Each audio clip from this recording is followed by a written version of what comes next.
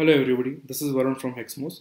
Today I'll be talking about a tool called Sslify. So once you deploy your application, you would want to add a domain and an SSL certificate for it to make it secure.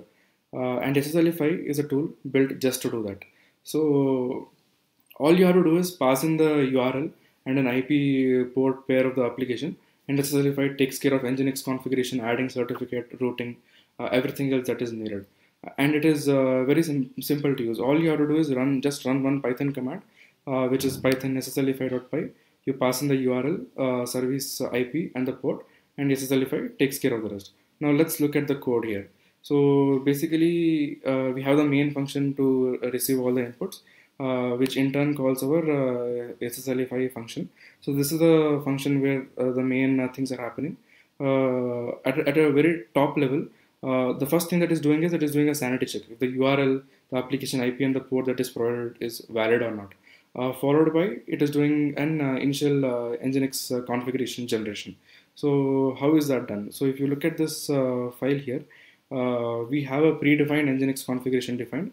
It is going to take in the inputs from the user and plug it in at the right places so that it is ready to use.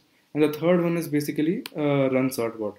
So here, the run certbot, it is going to take care of adding the SSL certificate, restarting Nginx so that your application is ready to use. Now let's look at the VM where we actually use this.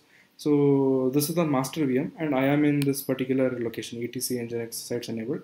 And here you can see a lot of files. So all these files are not generated manually. Everything is generated by Sslify. Now let's look deeper into one of them.